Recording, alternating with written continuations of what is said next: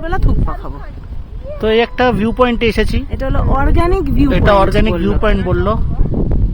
বেশ সুন্দর, পুরো শহরটা দেখা যাচ্ছে, গ্যাংটক শহরটা পুরো দেখা যাচ্ছে এখান থেকে।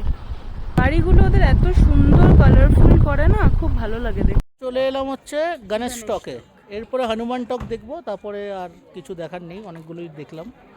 তো এরপরে হনুমান টক হয়ে গেলে 7খানা পয়েন্ট কমপ্লিট হয়ে গেল, যার মধ্যে আমরা একটা পয়েন্ট নামিনি, Lhasa falls. Lhasa falls actually জল ছিল না, তাই লাসা ফলসটা দেখিনি, মানে যেতে যাওয়ার পথেই দেখতে পেয়েছি, জল নেই বলে ড্রাইভার সাহেব বলে পানি নেই, তার জন্য দেখলাম না।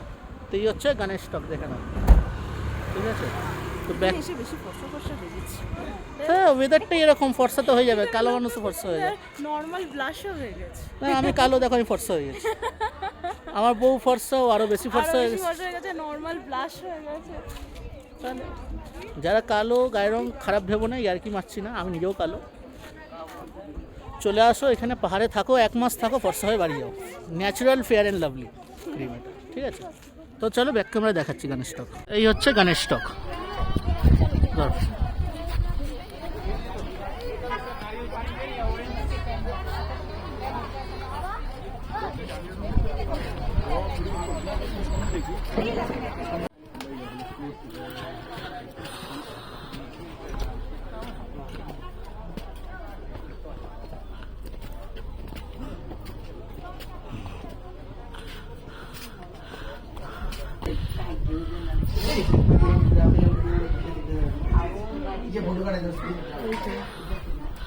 এই যে গণপতি বাপ্পা মৌরিয়া,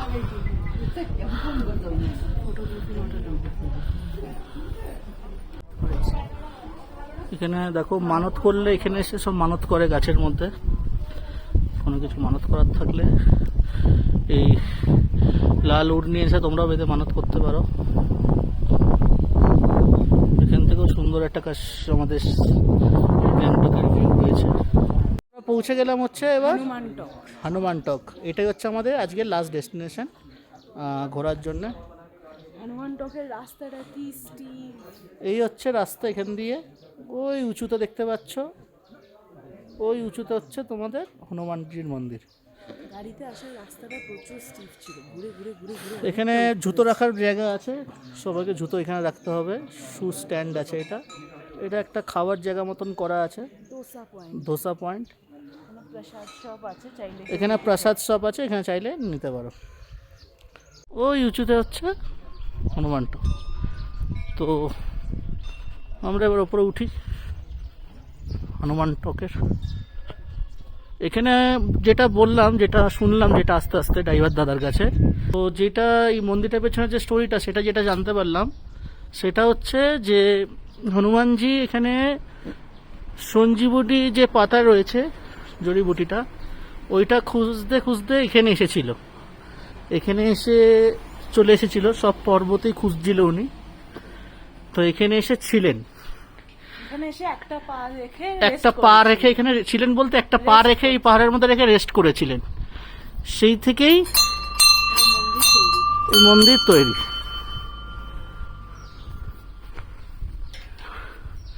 এই দেখো এখানে বোর্ড লাগানো রয়েছে, সঞ্জীবনী বলে বোর্ড লাগানো রয়েছে ওই উঁচুতে সোজা গিয়ে। এখানে চাইলে পিলিগ্রিমসরা এসে রেস্টও করতে পারবে, তো এখানে বসার জায়গা রয়েছে।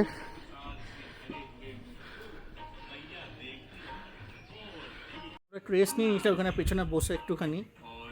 সদ্য গণেশটা কতগুলো সিঁড়ি উঠেছি, তাসি ভিউ পয়েন্ট কতগুলো সিঁড়ি, সবকটাই তো বুঝতে পারছো ওঠা। গঞ্জাং স্টিপ রাস্তা, সকাল থেকে স্টিপ চড়ে চড়ে চড়ে চড়ে হাঁপিয়ে গেছি। এরকম করে যদি ডেলি করতে পারি আমাদের ওয়েট কিন্তু অনেকটাই কমে যাবে। এখানে ওর জন্যই পাহাড়ে যারা থাকে তারা এর জন্য যা খায় সব হজম হয়ে যায়, কেন ডেলি এরা এত চড়ে, পাহাড় চড়ে। এটা হচ্ছে হনুমান টক থেকে ভিউ পয়েন্ট, যেটা এটা সবই একই। এটা হচ্ছে মন্দিরটার সামনে, দেখো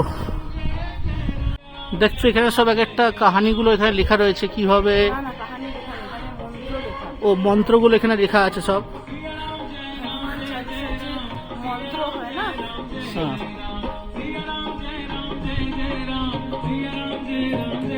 maintain by black cat division, এখানকার যে আর্মি আছে তারা এখানে মেনটেন রাখে এগুলো সব। চারদিকের বিউটি ভিউ কলকাতা। এই হচ্ছে হনুমান মন্দির, inaugurated by Hari Pawan, by Shri Pawan Chamling. Chief minister এখানকার। আচ্ছা, সিকিম, এখানে honourable chief minister Shri Pawan Chamling, শ্যামলিং, অনারেবল চিফ মিনিস্টার সিকিমের। দিকটা ঘুরে আসি আগে দেখি। দেখো রাম লক্ষ্মণ সীতা মাইয়া, এদিকে গণেশজি আছে, এখানে সাই বাবা,